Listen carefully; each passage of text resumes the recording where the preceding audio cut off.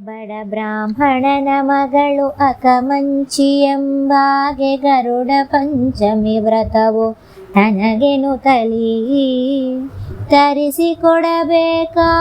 ಫಲಪುಷ್ಪಗಳೆನುತ ತನ್ನೊಡ ಹುಟ್ಟಿದಣ್ಣಗೆ ಒಡನುಡಿದಳು.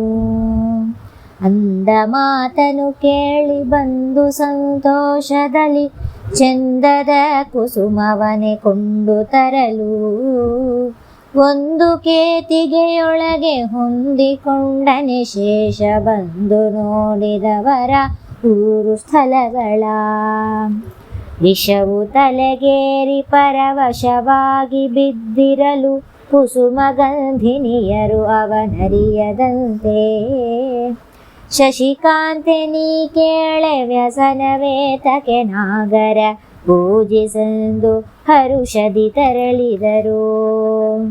ನೆನೆ ಅಕ್ಕಿ ನೆನೆ ಕಡಲೆ ಕೊನೆಯ ಬಾಲೆಯ ಹಣ್ಣು ಚಿಗುಳಿ ತೆಂಬೆಟ್ಟು ತೆಂಗಿನಕಾಯಿ ಅರಳು ಹುರಿಗಡಲೆ ಹುಣಿಸೆ ಕಾಯಿ ಮುಂದಾಗಿ ಕರಳರಿಸಿ ತಕ್ಕೊಂಡು ತೆರಳಿದರು.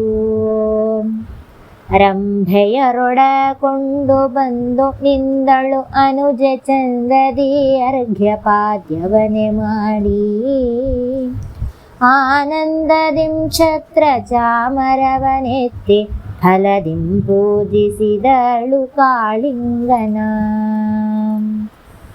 ಹಳದಿಯ ವಸ್ತ್ರಗಳು ಬಿಳಿಯ ಜನಿವಾರವು ಹೊಳೆವ ಮುತ್ತಿನ ತೊಡಿಗೆ ಗಂಧಾಕ್ಷತೆ ನಳನಳಿವ ಕುಸುಮಗಳ ಹಲವು ಸಮರ್ಪಿಸಿ ಬೆಳಗಿದಳೆ ಧೂಪ ದೀಪಾರುತಿಯ.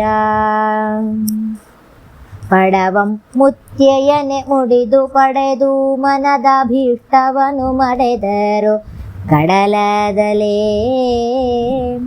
ಒಡನೆ ಬಂದ ಕಡು ಹರುಷದಿ ಗಂಧಾಕ್ಷತೆ ತಕ್ಕೊಂಡು ಮಡದಿ ಅಣ್ಣನಿದ್ದೆಡೆಗೆ ಬಂದಳು.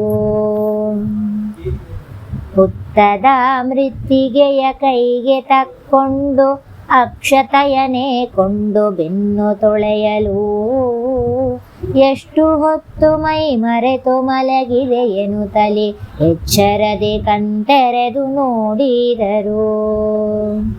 ಈ ಸಂತೋಷದಲ್ಲಿ ಉಳ್ಳ ನಾರಿಯರೆಲ್ಲ ಈ ವ್ರತವು ಮತಿ ಮಾಡೆ ಚಂದದಿ ವಾಲೆ ಸೌಭಾಗ್ಯವು ಹೊಡ ಹುಟ್ಟಿದವರನು ಕಾಳಿಂಗನಾಭನು ಕರುಣಿಸುವನು.